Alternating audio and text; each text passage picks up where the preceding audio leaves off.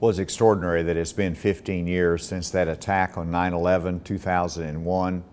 I think it's very important on the 15th anniversary that we reflect back, that we never forget that extraordinary day, and we remind future generations of it. But as I look back on that day, I'd been in the Bush administration for 1 month. I was at the DEA as director of the DEA. And when that attack occurred, of course, the Pentagon was attacked. And the DEA office is in a 12-story building directly across the interstate from the Pentagon. So had you been in my office on that day, you would have actually seen the plane crash into the Pentagon.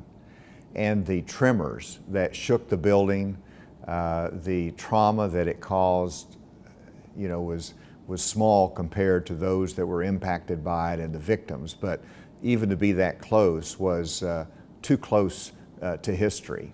I was in fact not in the office that day. I was in New Mexico. I was debating Governor Gary Johnson on drug policy at the University of New Mexico in Albuquerque. And the next morning we got up after that debate to fly back by commercial aircraft here into Washington, D.C., but all flights have been canceled because of the attack. We saw what was happening on CNN. Every plane was grounded, and so I called the Department of Justice, and they sent a military aircraft to get me from Albuquerque to get back to Washington, D.C., because they needed me in the command center as part of the leadership team of justice to respond to this extraordinary event in our history. That was how my day started. As we came back on the military aircraft, we landed actually at Little Rock Air Force Base. And that's whenever I called, when I landed, I called to check on my family.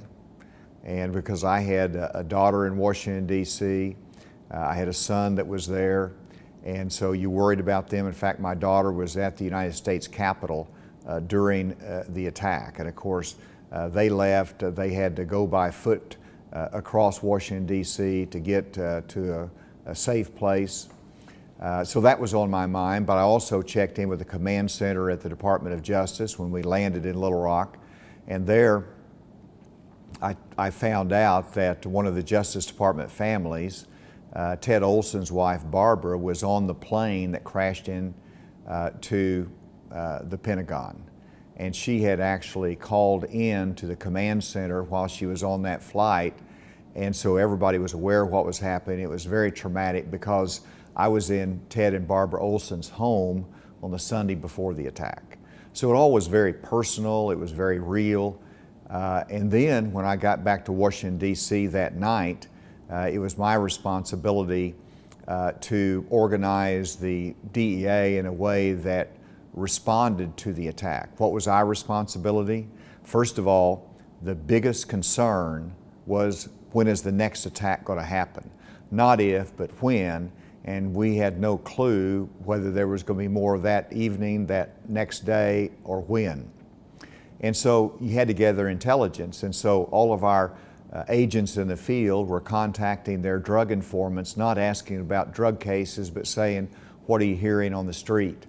What's the information? Trying to gather any intelligence that might give us an indication of future threats. Secondly, during the course of that week, our airplanes were grounded. We couldn't get them back in the air because we had decimated our air marshal program. And in fact, it was classified, but a very small number of air marshals and not sufficient to protect our planes to put them back in the air. I sent out a message to all my agents and say, would anybody volunteer to be a special air marshal in order to get our planes back in the air? And I had over 400 volunteer.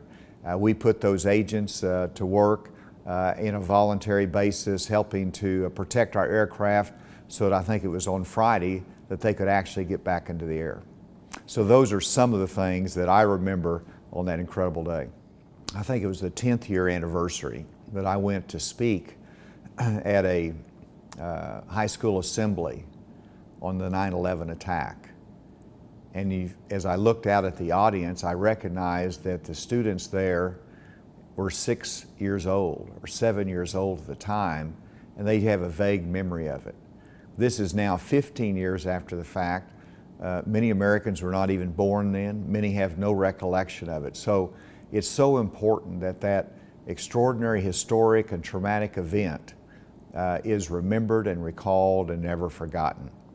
And very much in similar that we don't forget Pearl Harbor, we should never forget the 9/11 attack. And the second thing is, you just look back over 15 years is what happened in our war on terror.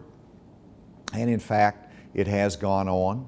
It wasn't something that's going to be a 4-year war or a short amount of time. It's an ongoing struggle. And so we've had to transform government to be protective of United States citizens. We've had to continue the fight against terrorism abroad. We've built the strength with our allies so that we're in common in fighting this war on terror. And that's going to go on. So we can't change course because the fight is there. It continues to be real even 15 years after the 9/11 attack. But one thing that I'm confident of is that our airplanes are safer, our transportation systems are safer, and we're better able to protect America today than we've ever been.